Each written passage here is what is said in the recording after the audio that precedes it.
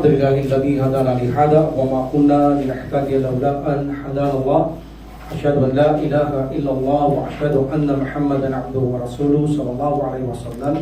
السلام عليكم ورحمة الله تعالى وبركاته. Waalaikumsalam warahmatullahi wabarakatuh. Alhamdulillah, pagpapatuloy natin ang buhay sa parsa o buhay sa libingan at dadako tayo sa araw ngayon sa kaparusahan ng libingan. This is a sinasabing pagkatapos ng fitnatul kubur o kabar na talakay natin nakaraan yung pagtatanong o examination yung karnakir sa mga namatay, at pagkatapos ay dumako rin tayo kung saan pumupunta ang kaluluwa at nagmimit ang mga kaluluwa na ipakita rin natin yung nakaraan o tinalakay natin. Sa araw ito, dadako tayo sa adhabul kabar. Naimul kabar, yaong blessing o magandang nangyayari sa barsak o sa libingan, that is naimul kabar. Pero dadako muna tayo sa adhabul kabar, mean punishment of the grave, kaparusahan sa libingan o barzak. This is actually mutawatir. Kapag sinabing mutawatir, this is maraming hadith at maraming patunay na ang parusa sa libingan ay katiyakan at walang kaduda-duda. Maliban na lamang sa mga iilan sa mga mu'tazila, nagre-reject sila ng parusa sa libingan. Hindi sila naniniwala na mayroong kaparusahan sa libingan. They reject the na'imul kabar and the adhabul kabar, meaning the blessing in kabar at saka punishment in the kabar. Hindi sila naniniwala dyan. Sinasabi nila, ang na'imul kabar at adhabul kabar ay sa impyerno lamang at sa paraiso. Nonsense ang sa libingan, sabi nila. So in this situation, ang sino mang magsabi na walang parusa sa libingan, siya ay hindi Muslim. Sapagkat napakaraming dalil mula sa Quran, explicit and explicit reference. Nagpakita tayo nakaraan, explicit reference, napakalinaw isang aya yun kay Firaun, na kung saan malinaw na referensya na pinaparuwasan sila sa kanilang mga libingan na sa Quran yun. At sabi ko, gaya ng pagdating sa parusa, yung mga explicit reference, yung mga hindi diretsahan na mga aya sa Quran ay dadakuhan natin bilang pagpapatunay na mayroong parusa sa libingan. At mga hadith, siyempre of course dadako tayo sa hadith ng mga hadith ng Propeta Muhammad sallallahu alaihi wasallam. Alhamdulillah. Now, unahin natin ang sinabi ng Prophet Muhammad sallallahu alaihi wasallam from Al-Barra. Of course, gumamit tayong dalil na mayroong parusa sa libingan bago tayo tumako sa aktual na parusa ng mga kaluluwa doon sa libingan. Ang pinaparusahan ba silang pareho? Ang body and soul?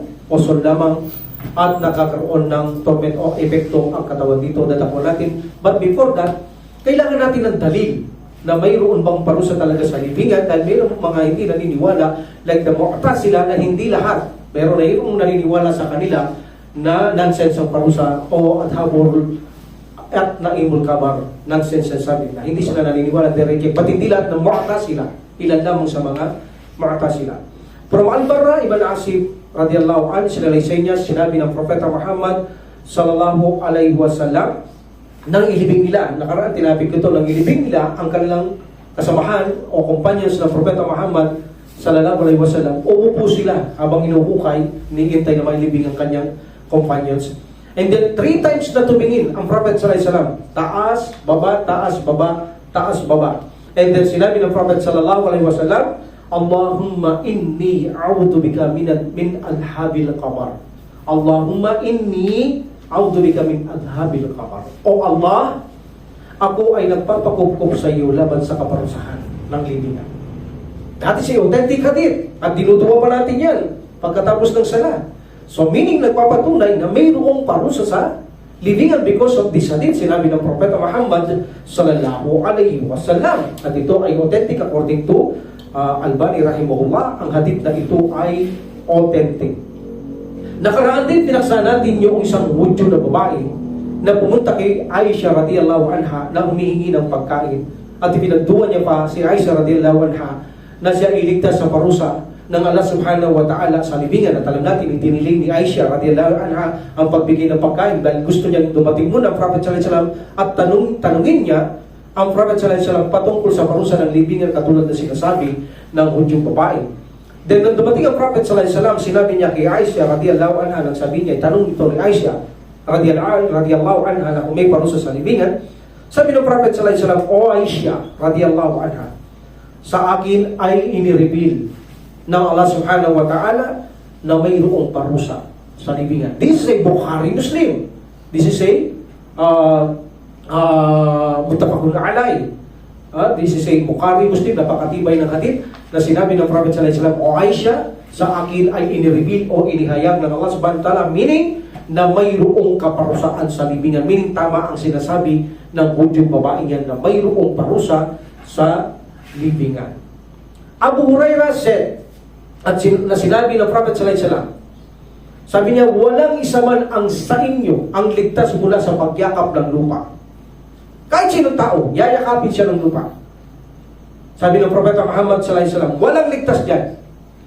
Kung mayroon bang ligtas, sabi ng Propeta Muhammad sallallahu alaihi wasallam, sa pagyakap sa lupa, sabi niya, walang iba na maliligtas diyan maliban si Sa'ad ibn Mu'adh.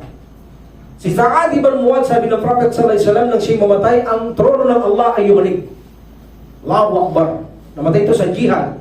Ang trono ng Allah subhanahu wa ta'ala yumanig.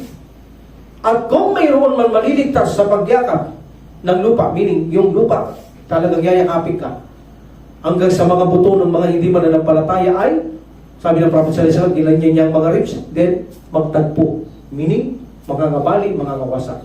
So walang ligtas dyan, sabi ng Propeta Muhammad sallallahu alaihi wasallam. Kung meron man maligtas, itong si Mu'adh, sabi niya, itong nakalibing na ito. Ngunit hindi pa rin siya ligtas, sapagkat walang ligtas sa pagyakap ng lupa, kahit na sinong tao, sabi ng Prophet sallallahu alaihi wasallam. That is one punishment, that's a punishment, na yayakapin ka ng lupa. No?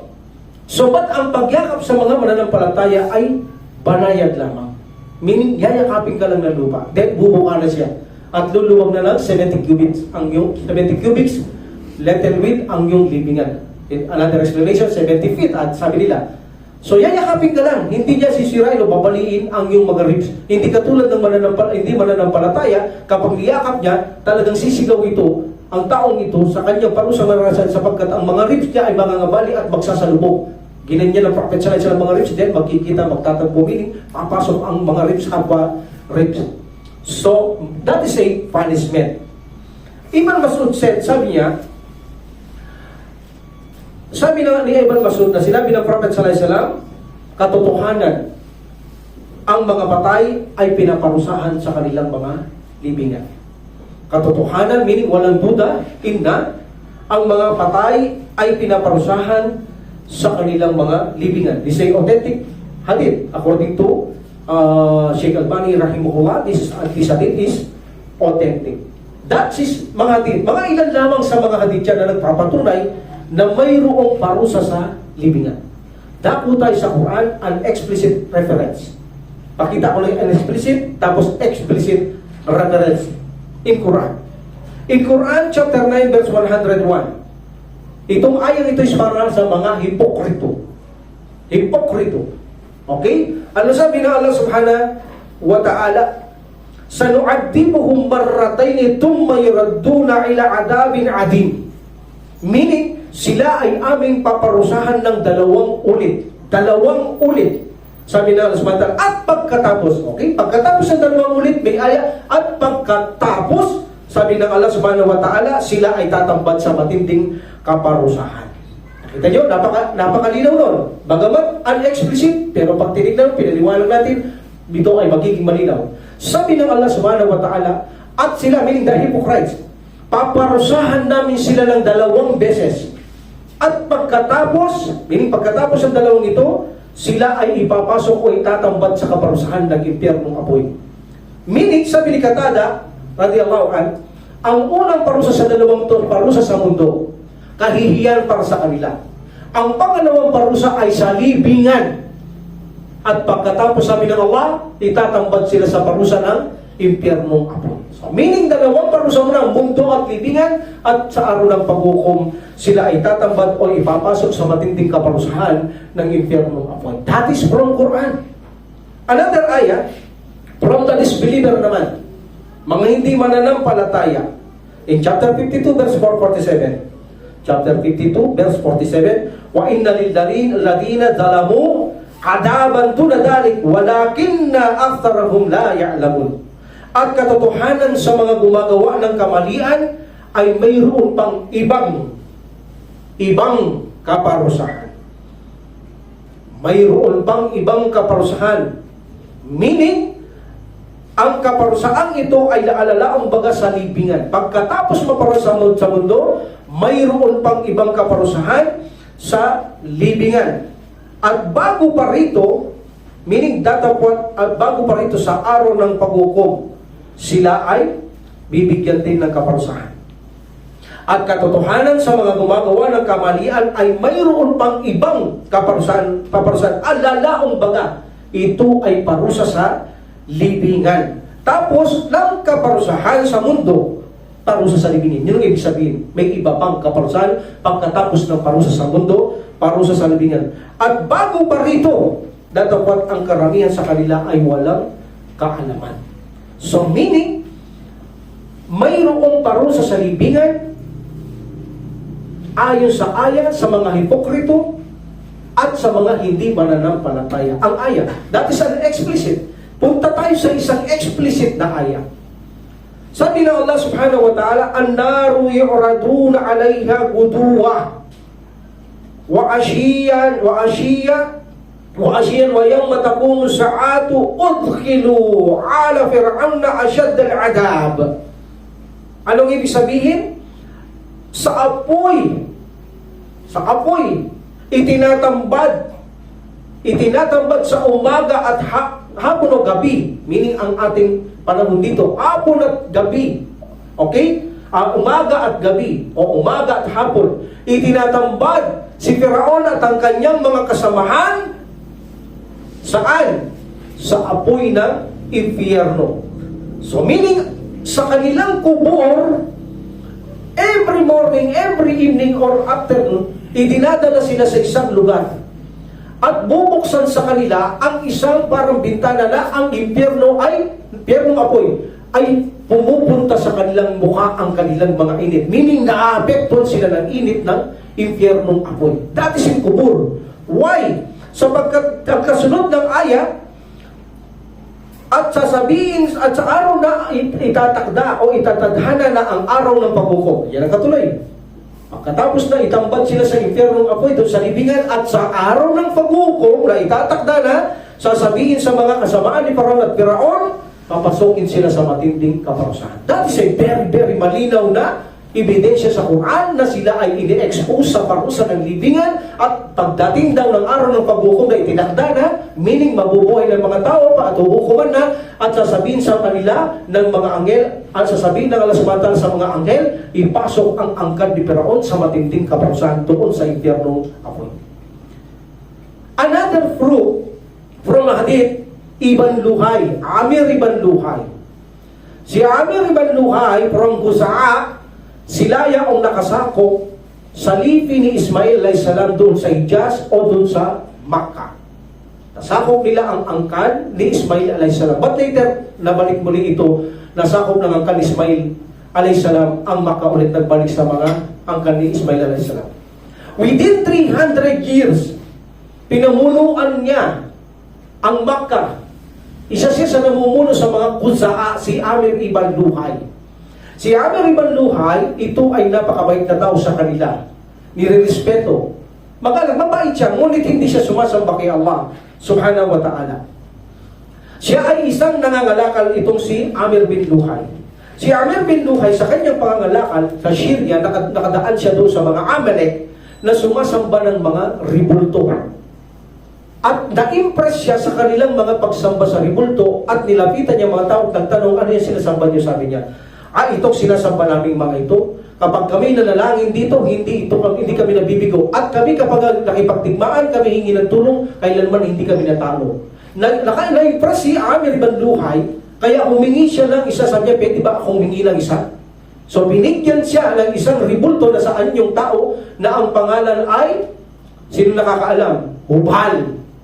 Hubal ang kanyang pangalan na dinala niya sa Makkah, inilagay niya sa Kaaba. Siya ang unang taong naglagay ng ribulto doon sa Kaaba. At dito ginaya na ng mga karatig lugar na dalhin ang kanilang mga ribulto sa Kaaba until finally dumami na umabot almost 300 or 360 idols sa panahon ng Prophet sallallahu alaihi wasallam. Binasa dito. Itong si Amir bin Luhay, sabi ng Prophet sallallahu alaihi wasallam, nakita ko siya sa impyernong apoy, kinakaladkad niya ang kanyang bituka abang siya sinusunog sa apoy. Yun ang kaluluwa. Meaning na sa impyernong apoy ang kanyang kaluluwa na sinusunog ng Allah subhanahu wa ta'ala abang ang kanyang bituka ay binibit-bit-bit niya, kinakaladkad niya ang kanyang bituka doon sa impyernong apoy. So napakaraming dalil na mayroong parusa sa libingan. Nya lamang ang parusa sa libingan ay hindi natin ito nakikita. Ito ay unseen ang kaparusahan sa libingan. Sometimes may makikita ka pag binuksan mo ang kubur na mayroong ahas like that, mayroong apoy, ba't hindi mo nakikita yung parusang nangyayari sa kaluluwa? Wala tayong alam dyan. That is say unseen. Pati yung katawan makikita mo, ganun lang siya. Hindi gumagalaw, pero mayroon silang kapwa nararamdaman. Ang tanong, ang parusa ba sa libingan ay parusa sa kanyang mga katawan at pati ang kaluluwa? Meaning, pareho ba silang pinaparusahan ang dalawang ito? Ang parusa sa libingan, ang kaluluwa ang kanilang pinaparusahan by the wills of Allah. At ang katawan ay hindi pinaparusahan. Ngunit apektado ito sa nararamdamang parusa ng kaluluwa. Kung ano ang kanyang nararamdaman, nakakaramdam siya ng torment. Torment, not punishment. Torment, meaning kahirapan, hindi kaginawaan. Nakadarama siya ng kahirapan. Ganon din ang Muslim, kapag siya nakakaramdam ng kagilawahan sa kanyang soul, nakakaramdam din ang kanyang katawan ng kaligayahan. Parehas. Kung hirap, hirap. Kaligayahan, kaligayahan. Ba't nasa punishment tayo? So remember, ang punishment doon ay ang kaluluwa, ang pinaparusahan, ngunit apektado ang kanyang katawan. Sa mundong ito, kapag ang katawan ay gumagawa ng mabuti, apektado ang kaluluwa. Kapag gumagawa ng masama, apektado ang kaluluwa sa mundong ito. Baliktad dito pagdating sa libingan. Kung ano ang nangyayari sa kaluluwa, ang apektado naman ay ang katawan. Ganon ang parusa sa libingan.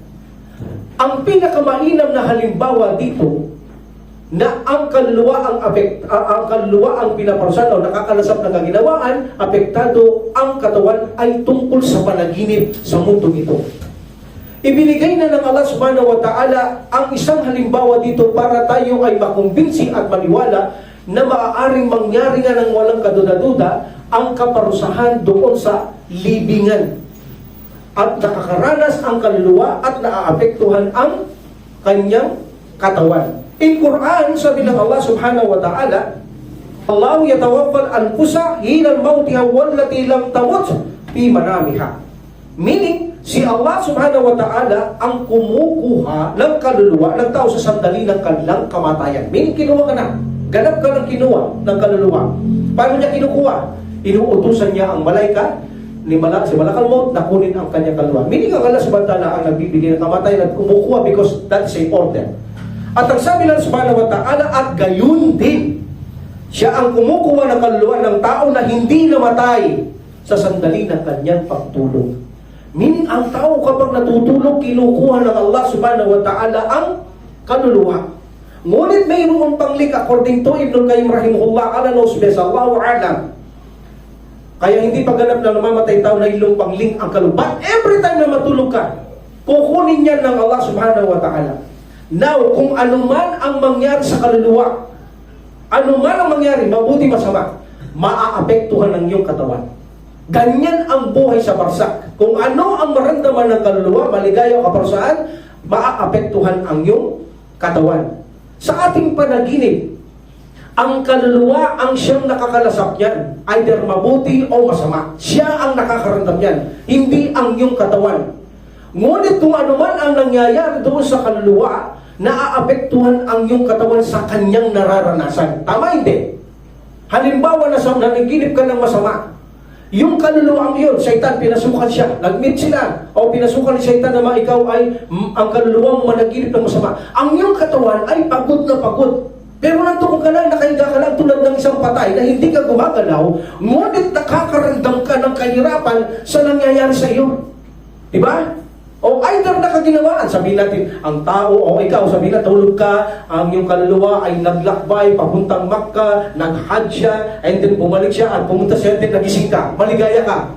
Ramdam mo yun, yung kaligayahan yun sa katawan mo, yung nag-hajj ka, ramdam mo yun. At kung ito ay masama, ramdam mo rin yun. At kung makikipagtalik ang mga jin sa iyo, ramdam mo rin yun. Nakikipag-metsay sa kaluluwa mo, ramdam mo rin yun. Lahat nararamdaman mo dahil sa iyong kaluluwa kapag natutulog ka, siya ang nakakaranas ng kahirapan o kabutihan at nararamdaman ng katawan mo nang walang nakakakita, hindi ka gumagalaw, natutulog ka, ngunit may nangyayari sa iyo na hindi nila alam na kung anong nangyayari sa kaluluwa ay nararamdaman mo. This is the best example in the punishment of the grave. Na kung saan kapag pinarusaan ang isang kaluluwa, mararamdaman ng isang katawan na tingin mo ay patay at hindi gumagalaw, ngunit may nangyayari na hindi mo alam, tulad ng pagtulog. That's why, ang parusa sa libingan ay sa kaluluwa, ngunit apektado ang soul, ang katawan natin. Punishment, meaning, kapag sinabing pinaparusahan dahil sa iyong kasalanan. Tandaan yan. Pinaparusahan ka dahil sa iyong kasalanan. Torment means yung nakakaramdam ka ng kahirapan, yan ang nararamdaman mo tulad ng paglalakbay, mahirap ang naglalakbay, mapapagod ang iyong katawan, that is a torment. Iba ang torment, iba ang punishment. Punishment kapag sinabi pinaparusahan, ikaw ay nagkasala. Torment meaning nakakaramdam ka ng hindi ka ginawaan o kahirapan sa iyong katawan. Like for example, nilalagnat ka. Mahirap yung nilalagnat, masakit ang katawan mo, that is a torment. Nakakaramdam ka ng hindi maganda sa iyong katawan. So, alhamdulillah, in this situation, malinaw na mayroong kaparusahan sa libingan. At ang kaluluwa ang pinaparusahan at nararamdaman ng katawan. This is unseen. Ang Allah subhanahu wa ta'ala ang nakakaalam. Ang binasa nating mga aya sa Quran na reference, yun ay sa mga hipokrito at mga disbeliever. Ang binasa natin sa hadith ay mayroong mga mananampalataya na paparusahan sa libingan. What is the difference? Bakit hindi nabanggit sa Quran ang mga Muslim ay paparusahan sa kanilang libingan at sa hadith lamang nabanggit? According to our scholar, Allah knows best, kung bakit hindi binanggit ng Allah subhanahu wa ta'ala ang kaparusahan sa Quran ng mga mananampalataya sapagkat hindi katulad ng mga mananampalataya ang parusa ng mga hindi mananampalataya. Meaning, dinitiinan sa Quran na mas matindi ang parusa ng mga hindi mananampalataya kaysa sa mga mananampalataya. That's why sa hadith lang nabanggit ang mga parusa ng mga mananampalataya at wala sa Quran dahil ang nagpapakita sa Quran na ang mga paparusahan sa libingan ay matindi-matindi ang kanilang kaparusahan at sa mga hadith ay hindi katulad ng kaparusahan na mararanasan ng hindi mananampalataya ang parusa ng mga mananampalataya. Okay? And remember, bakit tayo paparusahan? Ipalaitan sa batala. Tayo mga Muslim, bakit sila paparusahan? Unang-una sila ay paparusahan ng mga mananampalataya sa libingan o barsak because of the heart. Ating mga puso. Okay? May intention yan. Number 2, ang ating mga mata. Number 3, ating mga pandinig, tenga. Mga bibig o dila. Mga bituka. Meaning sa loob ng tiyan. Sikmura. Ang ating mga private parts.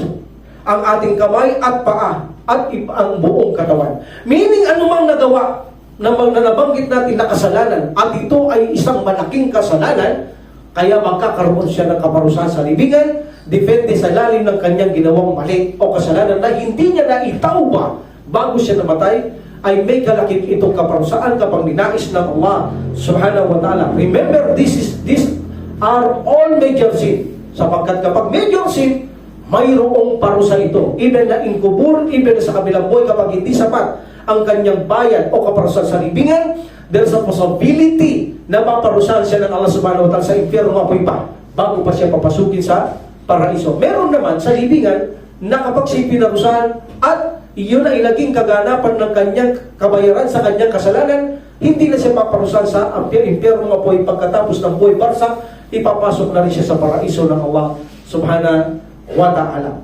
So meaning, napakalinaw na mayroong parusa sa libingan at ang mga Muslim ay paparusahan din sa mga libingan ayon sa kanilang gawa. Now, isa-isahin natin ang mga hadith na kung saan ang kaluluwa ng isang mananampalataya ay pinaparusahan sa kanyang libingan. Number 1, ang Prophet sallallahu alaihi wasallam sinabi niya, ang karamihan sa mga paparusaan sa libingan ay ang mga taong hindi nila pinag-iingatan na matalamsikan sila o makapitan ng najis o ng ihi kaya. Because sa hadith, ihi ba? Simyan, kiyas najis. Mga taong hindi nag-iingat na makapitan ng kanilang ihi, meaning najis sa kanilang katawan, walang kaingat-ingat, walang pakialam. Sila ang mga taong paparusahan sa libingan at karamihan sa kanila, sabi ng Prophet Muhammad sallallahu alaihi wasallam, ang paparusahan sa libingan, karamihan sa kanila ay apektado dahil sa kawalang ingat na kumapit ang mga maruruming bagay sa kanilang kasuotan, sa kanilang mga katawan. Maraming Muslim akong nakita na umihihi silang nakatayo at makikita mo ang ihi tumatalamsik sa kanilang paa at sa kanilang mga kasuotan. Wala silang pakialam. Ibig sabihin, yun ang sinasabi ng Prophet sallallahu alaihi wasallam na makakaranas ang mga Muslim na mananampalatayang parusa sa libingan, meaning ang soul, nakakaramdam din ang katawan kung ano mang parusa yan. Ang Allah subhanahu wa ta'ala ang nakakaalam kung anong igagawad na parusa dyan, kung anong parusa ang iginagawad sa kanila, kundi sabi ng Prophet sallallahu alaihi wasallam na sinabi mula kay Ibn Abbas radhiyallahu anhu na nadaanan niya ang 2 libingan. Nung madaanan niya ang 2 libingan, because the Prophet sallallahu alaihi wasallam naririnig niya ang parusa sa libingan. Natapik ko na karanto na sinabi ng Prophet sallallahu alaihi wasallam, kung nanaisin ko lamang hihilingin ko sa Allah na iparinig ang parusa sa inyo sa libingan. Ito na naman dalil, parusa sa libingan. Ngunit nangangamba ako, baka hindi nyo nailibing ang inyong mga patay. Kapag iniling ko at pinahintulutan, meaning, baka hindi nyo nalibing. Meaning, ang Prophet sallallahu alaihi wasallam naririnig niya ang parusa sa libingan. Hindi niya iniling na marinig natin dahil baka hindi na raw ilibing ang mga tao sa takot nila sa kaparusang magaganap sa libingan. So, nadaanan ng Prophet sallallahu alaihi wasallam ang 2 libingan. Ang 2 libingan na ito ay naririnig niya na sila ay pinaparusahan. At actually, kumuha siya ng tangkay, inilagay niya sa riwa ang tangkay at sinabi niya, pansamantalang matigil ang kanilang parusa hanggat ito ay sa riwa. At kapag natuyo, meaning tapos na ang syafa'a. This is like a syafa'a, meaning ito tulad ng isang pamamagitan ng Prophet sallallahu alaihi wasallam na isang paggawa ng mabuti para matigil pansamantala ang parusa sa libingan. Meaning, sa libingan kaya matitigil ang parusa ng isang napaparusahan because of syafa'a. Meaning, pamamagitan. Like for example, nagpabasa ka ng Quran para sa Allah, samantala para sa namatay. Pansamantalang ito ay syafa'a, mamamagitan kaya samantala na itigil muna ang parusa sa libingan. O nagpakain ka, o nagsadaka ka, o etc.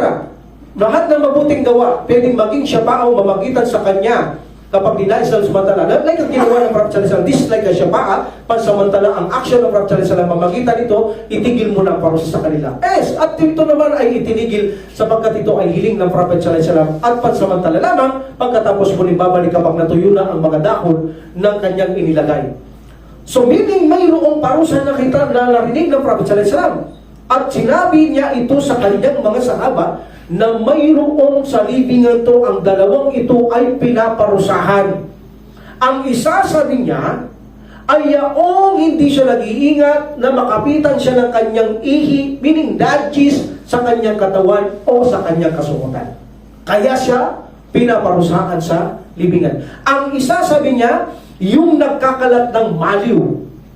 Okay, kasama lang pag nagkakalat maliw, yung pupunta ka doon sa lugar na yun, sisirain mo ito, tapos pupunta ka rito, sisirain mo sila, double face ka, para pag-awayin mo sila, para mapuot sila sa bawat isa. Kasama na dyan yung naninira ka ng puring, nandilibak ka, kasama na dyan sa tail bearer na yan. Ang isa dito, sabi niya na pinaparusahan ng matindi, ay yaong mapagkalat ng maliw. Meaning, 2 sila. This is the soul of the Muslim. Isa sa pinaparusahan ay yaong ihi na kumapit sa kanyang katawan o kanyang balat na wala siyang pakialam din. Nagpipray siya, hindi siya naglilinis, wala siyang pakialam. O kaya nagjijinggel siya, babae lalaki, hindi sila naghuhugas, may najis sila, wala silang pakialam. Yan ay mayroong parusa sa kanyang libingan At ito ay patuloy na paparusahan hanggang gusto ng Allah subhanahu wa ta'ala. Kaya tayo, kapag ihihi tayo, pakaingatan natin walang tumalamsik na ihi sa ating mga balat. Tanggalin yung duda. Duda, doubt is doubt. Huwag yung pababayaan lang balaig ang duda. Kung kayo'y duda lamang, pabayaan yun. Yung tiyak na mayroong kayong najis. At para makatiyak tayo na hindi makapitan ng najis o tumalamsik ang ihi natin, sikapin natin umihi ng nakaupo. Sapagkat wala namang pagbabawal na umihi ng nakatayo, sapagkat ginawa din ng Prophet sallallahu alaihi wasallam. Ang pagbabawal ay yung baka matalamsikan ka ng ihi. Meaning kung hindi ka naman matatalamsikan na alam mo na ligtas ka sa talamsik lang ihi kahit na nakatayo ka, there is no problem. Like for example, umihi ka sa bangin. Can you imagine, bangin yung ihi pupunta sa bangin, doon sa ilalim, matatalamsikan ka ng ihi? Hindi. That's why Prophet sallallahu alaihi wasallam sa isang maruming lugar sa basurahan, umihi siyang nakatayo because malalim yung basurahan. Meaning, walang problema. Ang problema kung alam mong matatalamsikan ka, kailangan mong umupo para ang ihi ay hindi tumalamsik sa iyo. At kung mayroon man na tumalamsik sa iyo, siguraduhin linisin ito ng tubig at tayo ay maghugas. Tayo ay mag-ugas ng ating mga private parts. At of course, rekomenda ang umihi ng nakaupo. At alam natin, ang mga animalis lamang ang mga umiihi ng nakatayo. So, mas rekomenda or preferable, mas mainam, mahusay, ang umupo tayo ng umihi at ligtas itong higit sa pagtitilamsik ng mga najis. So, in this situation, hindi lang ihi. Anumang uri ng najis, ito man ay tugong regla, ito man ay mga najis na inyong pinag-aralan sa fiqh, na ito ay kumapit sa inyo, na alam nyo mayroon ito sa inyong mga kamay, sa inyong paa, sa inyong damit, sa inyong mga sombrero, etc. Alam nyo mayroon, wala kayong pakialam, ugali nyo kahit may najis, sumayo ay pagsala ng walang paglilinis, subhanallah. Ano mang uring najis, kapag ito ay ugali ng isang Muslim at wala siyang pakialam, mayroon siyang parusa sa kanyang libingan. Actually, ang taong ito ay maaari ding parusaan pa siya sa impyernong apoy. Kita nyo? Simpleng bagay. Simpleng bagay, pero napakalaki at napakatindi na maaring abutan ng tao ang kaparusahan dito. Because the Prophet sallallahu alaihi wasallam sabi niya, ang dalawang taong ito ay pinaparusahan hindi sa anumang labis na bagay. Kita mo, hindi mo sa anong labis na bagay. Meaning, naihiyan ka lang, nakikita ka lang ng najis. At alam niyo ba sa impyerno, dahil sa possibility kapag gusto na samantala, paparusahan niya pa sa impyerno ito? Dahil mayroong salaysay, alam ng space kung ito authentic, na kung saan mayroong 4 na tao sa impyerno apoy, ang magdadagdag lalo ng pinsala sa mga taong pinaparusahan because of death. 4 sila. 4 na tao. Meaning 4 na uri. Hindi lang 4 na tao, 4 na klaseng tao. Ang isa dito na nagdadagdag sa pinsala sa mga tao sa impyerno dahil nagtatanong sila, sino ba yung mga taong ito? Bakit nagdadagdag sila ng pinsala sa atin? Lalong tumitindi pinsala kapag nandito sila.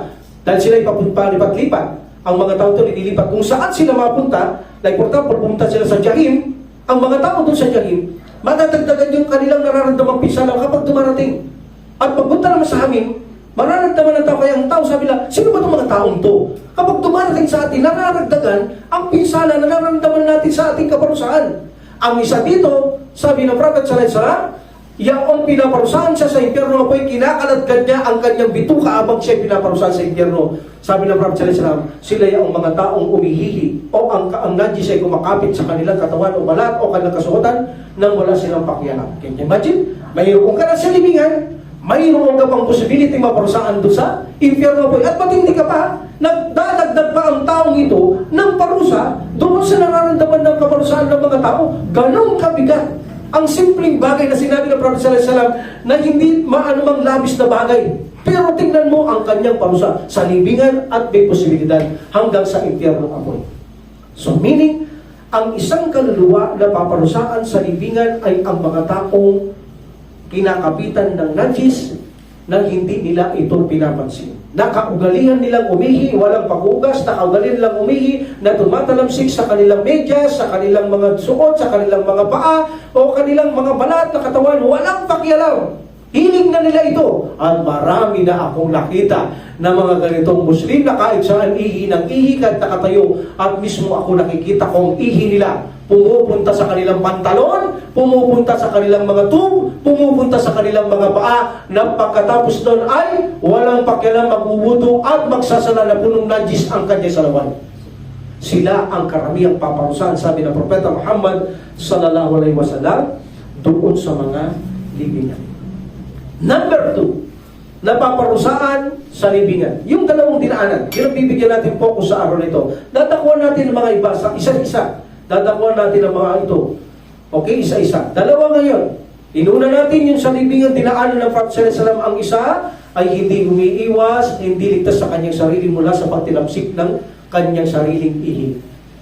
Number 2, sabi ng Prophet sallallahu alaihi wasallam, yaong mga naninirang puri na nag-uudyok na palipat-lipat sa pagitan ng tao upang ang mga tao ay magkaroon ng galit o puot sa bawat sangining pinag-aaway niya ang mga tao. Gamit ang mga paninirang puri, kasinungalingan, panlilibak, yan ang gamit niya.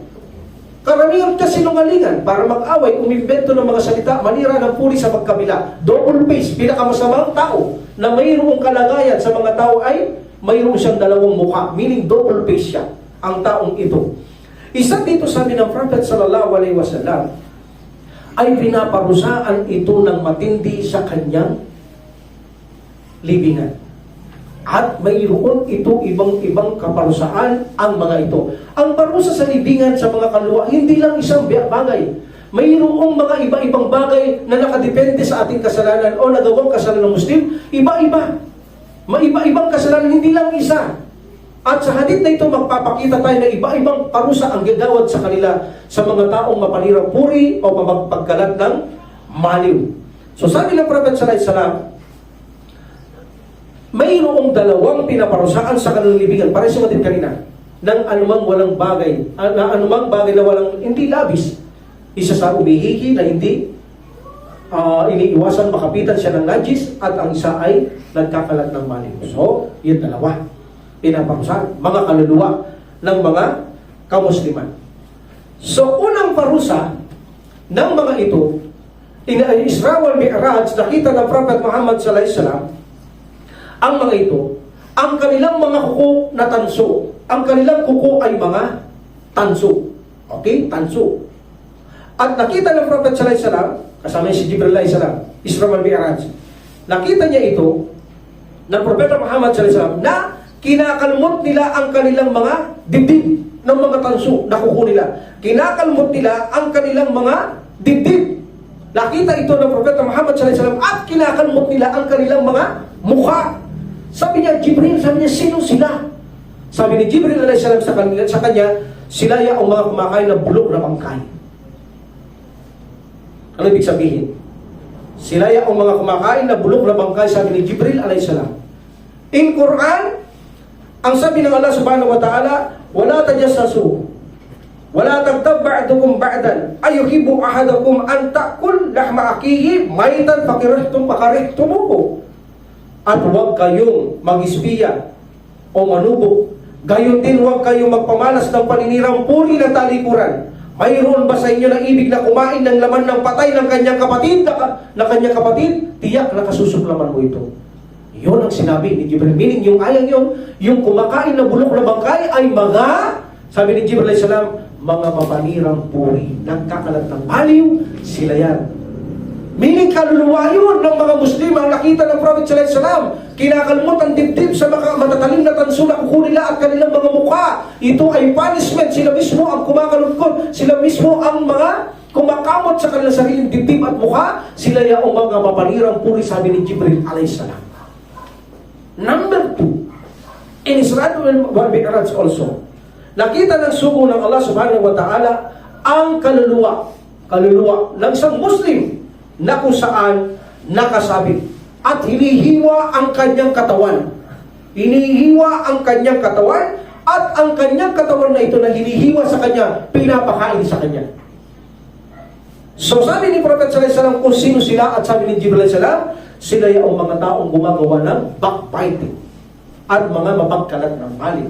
So dalawa, iba ang parusa. Meaning mayroong kaiba-ibang parusa ang dinadanas ng mga kaluluwa doon sa kanilang mga libingan. This is life of kubur. Kung nakita man ni Prophet sallallahu alaihi wasallam, hindi sila malibingan sa taas, this is life of kubur. Kung paano nangyari na sa taas sila, wala tayong alam. Mga Allah subhanahu wa ta'ala nakakaalam yan. Huwag lang sabihin, nasa taas sila, wala sila sa kubur. No. This is life of barzakh or kubur or kabur. This is life of kabur. Meaning kahit nasa taas o saan nakita ng Prophet sallallahu alaihi wasallam, maaaring ipakita ng subhanahu wa ta'ala ang mga kaluluwang ito na mga Muslim ay pinaparusahan sa kanilang ginawang kasalanan dahil dito. Ipinakita ng Allah subhanahu wa ta'ala ang kaparusahan ng mga mapanlibak, mapanlait, mapanirang puri sa dalawang istilong ito. Meaning may dalawa na tayong ipinakita kaparusahan mula sa mga mapanirang puri. Alhamdulillah. So, kaya naman ang paninirang puri o ang mga tao pinag-aaway natin, no? Buti na lang tinanggal ng Allah subhanahu wa ta'ala ang mga ibang tao dito sa jamaang ito na kung saan ay plano nilang pagwatak-watakin dito, pumasok sila dito, but finally, alhamdulillah, sa tulong ng Allah subhanahu wa ta'ala, dakilain at pasalamatan natin ang subhanahu wa ta'ala, hindi sila nalaig hanggang sa ilantad sila ng Allah subhanahu wa ta'ala, gusto nilang wasakin ang ating umma. Alhamdulillah, yun ang kahalagan ng nag-aaral eh. Alam na alam mo talaga agad eh. Makikita mo ang gusto niyang wasakin, sirain ang umma, because nag-aaral ka sa Islam, makikita mo yung ginawa sa panahon niyo, o sa maliban ng paradalaan, kung paano binasak, lumilitaw sila. Mayroon kang pattern, alam mo agad ang kanilang motibo. That's why napapangalagaan natin ang umma by the will of Allah dahil sa ating pag-aaral. So meaning hindi sila nagtagumpay. Ganun ang mayroong kaalaman, agad-agad mong nalalaman by the will of Allah ang maaari magdulot ng ganitong mga kaguluhan because of the pag-aaral natin. Malaking tulong ito. Nakikilala mo ang tao na nasa likod nito kung anong motibo niya sa tulong ng Allah subhanahu wa ta'ala. That's why ang taong gumagawa ng mga pandilibak, mga pagkakalat ng maliw, kapag dumarating sa inyo, huwag kayong basta maniwala.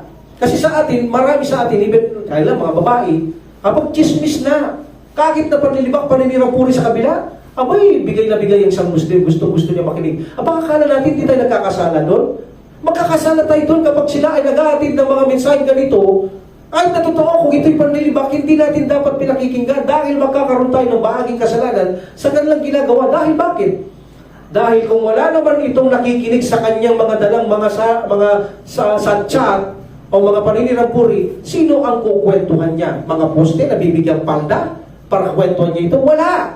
So dahil walang nakikinig sa kanya, matitigil ang panlilibak, panlalait, mga paninirang puri, pagdadala ng satyat o chismis, matitigil. But kung mayroong nakikinig, hindi matitigil ang mga may dala ng satyat dahil may nakikinig. That's why magkakaroon ka ng kasalanan na bahagi ng ginagawa niya dahil nakikinig ka sa kanya. Kaya ang gagawin ng isang Muslim, kapag mayroong mga nagdadalang mga ganyang satyat na mga o chismis o paninirang puri o pandilibak, pagpayuan natin siya na ang kanyang ginagawa ay isang napaka-karumal-dumal na gawain o kasalanan. Okay? Babalaan siya. Yan ay hindi maganda. Yan ay may kalakip na kaparusahan sa libingan. At kapag ninais ng Allah subhanahu wa ta'ala, mayroon kang kalakip na kaparusahan sa kabilang buhay. Kaya tigilan mo yan, kapatid. Sa ganun. Para lang sa ganun ay hindi mag-away-away ang mga Muslim. So, kapag tumarating sa atin to, agad natin sabihin sa kanila, okay, kung ikaw ay nagsasabi ng totoo, kung ikaw ay nagsasabi ng totoo, ikaw ay naglilibak. Diba? Ang panlilibak, totoo. Kung walang benefits, kung mayroong benefits in public, walang problema tayo. Even in public, basta may benefits. But no benefits, even na totoo, hindi mo pwede sabihin dahil yan ay panlilibak pa rin. Kung hindi naman ito totoo, sila ay ang mapaghimagsik, sila ay ang mga pasik. Mga pasik ko na dapat siya sa atin kapag nagdadala sila ng mga satyat, sasabihin natin, brother, kailangan siya sa atin kita. Kung ikaw ay totoo, ikaw ay naglilibak. Kung ikaw ay hindi totoo, ikaw ay mapaghimagsik. Kaya Allah subhanahu wa ta'ala, yun ang tamang mayroong mga katunong o kaalaman. Alhamdulillah, napipigilan nila ang mga masasamang mga gawain. Nag-uutos ng mabuti, nagbabawal ng mga masamang gawain mula sa utos ng Allah subhanahu wa ta'ala. Alhamdulillah. So meaning, mga kapatid, may parusa sa libingan ang mga hindi umiiwas na matalamsikan ng kanilang mga ihi at mga nagkakalat ng mga maliw. Alhamdulillah. So kailangan kasuklaman natin ang gawain na ito, mga kapatid ko sa pananampalataya. Alam niyo ba kapag kayo ay pinuntahan ng nagkakalat ng baliw, bibigyan kayo ng problema nito eh. Ang unang problema na makakamit ninyo ay yung maaari mong kasuklaman yung tao. Nakinig ka eh. Maaari mo siyang kasuklaman ngayon. At pupunta siya doon, ikaw na makasusuklaman niya. Magkakaroon na kayo ng tema. Tingnan yung Amir natin at ako. Madalas kaming pag-awayin nila, but because of my knowledge, hindi nila magawa kaming pagbatakan ng ating Amir. Pero kung wala kayong knowledge, makikita niyo talagang mag-aaway kayo kay dalawa, Imam at Amir, walang mangyayari sa umma. Kaya napakahalaga na mayroong knowledge yung Amir at saka yung Imam. Yung mga gusto mag-chat-chat sa kanila, maraming beses nangyari sa amin, pero wala silang nagawa. No? Wala silang nagawa because mayroong knowledge sa ating umma. That's why hindi nagtatagumpay ang mga chat-chat na yan na mga ganyan. Kung wala kayong knowledge, pag naniwala ka sa kanya, magagalit ka sa kanya, hindi mo pala totoo yung dala niyang salita. Kasinungalingan lang, pupunta naman siya doon. Ikaw naman sasachat niya, hindi rin totoo, hanggang sa mapotya. At kapag nagkita kayo, hindi na kayo nag-uusap, hindi na kayo nagsasalam, kayo ay mga mayroon ng potya. Bawat isa, sa bandang huli ay mapapatayan na pala kayo, hindi nyo alam, dahil sa taong yaan. Kaya ang mga taong nakikinig sa may dalang satya, unang-unang nagiging problema mo ay bibigyan ka niya ng pagkakasuklam sa iyong kapatid. Masusuklam ka. That's why, hindi mo siya pakikinggan dahil magbibigay yun ng pahirap sa iyong damdamin na nasusuklam ka sa taong ito dahil sa chat ng taong ito. Number 2, magkakaroon ka na kung saan pagkabalisa. Yun sinasabi natin. Bakit niya sinabi yung ganun? Wala ka man, hindi mo kinupirma ito. Bakit niya sinabi yung ganun? Napakasama naman ng kapatid din. Mababalisa ka ngayon sa iyong puso dahil nakinig ka sa may dala ng satya. At dapat magduda ka. Magduda ka sa katapatan ngayon at ibig sabihin at magdududa ka sa katapatan ng isang kapatid mo sa pananampalataya. Bakit yung ginawa yun? Magdududa ka na ngayon. Akala ko pa naman matuwid na Muslim yun. So kita nyo ang epekto ng may dalang satsat. Kapag nakinig ka, magagalit ka sa kanya, mababalisa ka, pagdududaan mo ang Muslim to, kasi Muslim yun. Ba't ganun yun? Ikaw na rin ngayon, isasatsat mo na rin sa mga taong gusto mong pagsabihan sinabi sa akin ganito, itong taong ito, masisira na ngayon. Magkakatingwa-tingwa na ngayon ang kalagayan ng umma dahil sa taong may dala ng tapirer na yan. Kaya dapat hindi sila pinakikinggan, sila ay dapat pinagsasabihan. Pwede lang natin i-public ang mga ganitong bagay kung mayroon pakinabang. I give you example. Halimbawa, nagnakaw ang anak mo. Sasabihin ko ngayon, in public, ya Imam, o Amir, nagnakaw po ang anak ni Fulano. Kung ito ay walang benefits, ito ay panlilibak. But kung mayroong benefits tulad ng pagnanakaw, para matigil ang pagnanakaw, actually dapat punishment pa yan para hindi siya gayahin, ito ay hindi panlilibak. Totoo yun, pero hindi panlilibak. Why? There is a benefits. Kailangan mo talaga siyang isang huli na sinagnakaw para hindi na siya umulit. Magtawba siya, pagsabihan siya ng kanyang magulang at huwag siyang gagayahin, kundi bibigyan ng punishment, itong gumay sa kanya o kaya sa susulitin, pa-punishment na namin, may punishment ka na. Eh kung Islamic country, sigurado may punishment ka. Eh paano kung hindi Islamic country? Baka sabihin natin, okay, hindi natin na ipapatupad dito dahil merong barangay na mumuno dito na hindi Muslim. Pero pag sabihin natin siya, na, Imam, Amir, nagnakaw yan. O pagsasabihin, patawag ang tatay, ang nanay, o magulang, kung wala, mga Jew, kapatid na mga Muslim, pagsabihan sila na ikay ng batang ito, turuan siya. Dahil mali ang kanyang ginagawa, nagnanakaw siya. Walang paninira po doon, walang panlilibak. Dahil kahit totoo, hindi ito panlilibak. Dahil mayroong benefits sa ating pananampalataya. E imagine, pag di mo sinumbong yan, magnanakaw na magnanakaw yan.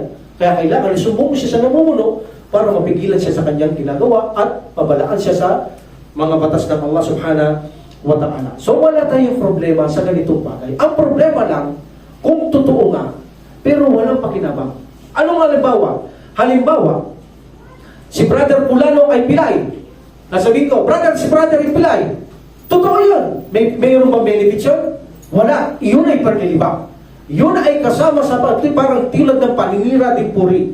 Hindi rin kasama, bagamat totoo sabi ng Prophet sallallahu alaihi wasallam, kung walang benefits, meaning yun ay panlilibak, sabi ng Prophet Muhammad sallallahu alaihi wasallam. Kasama yan sa paparusahan, sa libingan, na kahit totoo, ikaw ay nanlilibak. Like for example, even na Latin saying, nakita mo si brother, uukaw ka, tapos gagayain mo, uukaw ka, hindi ka nagsalita, pero ginaya mo uukaw ka, ano tawag doon? Panlilibak ang tawag doon. Ginaya mo siya. Even na ituro mo lang, na wala salita, ituturo mo, kumindat ka sa iyong kapatid sa pananampalataya, habang siya paukaw ka, totoo yan, naukaw ka, pero ang iyong estilo ay pamumutya at panlilibak.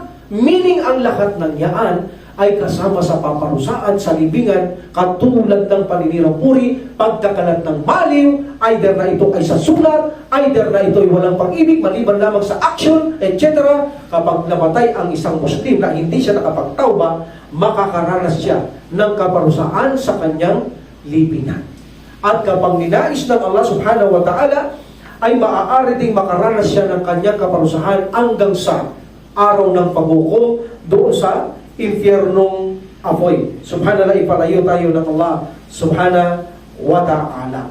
So alhamdulillah, nakita natin ang dalawang maaaring parusahan sa libingan. Ang kaluluwa ng isang Muslim na nahihilig o wala siyang malasakit sa kanyang sarili, na kumapit ang isang maruming bagay sa kanyang balat, sa kanyang kasuotan, na bagamat alam niya ay hindi niya ito pinakikilaman, wala siyang pakialam, na linisin ang mga ito.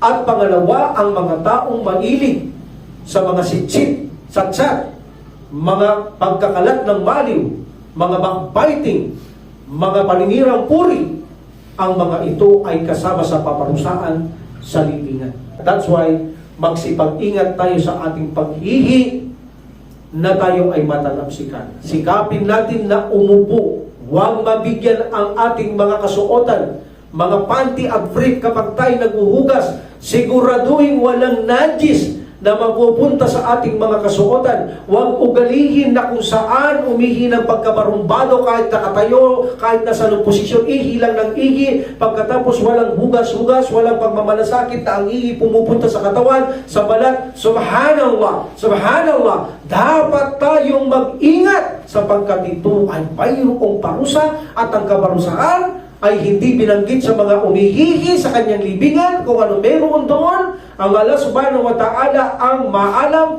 pero ang pinakamainam ay lumayo ka dito sapagkat mayroon itong punishment tungkol sa kaluluwa mo sa libingan at makakaramdaman ng pahirap ang iyong katawan habang ito ay nakaratay, natutulog doon sa ating mga libingan. Subhanallah, ipalayo tayo ng Allah subhanahu wa ta'ala. At ang isa ay pinakita na may parusa sa libingan, may parusang kinakalmot niya ang dibdib at ang kanyang muka, may parusang hinihiwa siya at pinakakain siya sa mismong kanyang laman, ay mula ito sa mga taong mga mapanlait, mapagdala ng mga satsat o maliw, mapanlibak at mga mapanirang puri. Yan ay dalawang ito ay pinaparusaan sa panahong ito at hanggang darating pa bago ang araw ng paghukom na iba't ibang parusa na mayroong nagaganap sa libingan, sa mga backbiting at ganun din sa mga mayroong najis sa katawan na hindi nag-iingat until finally sila'y nadatnan ng kamatayan ng walang tauba.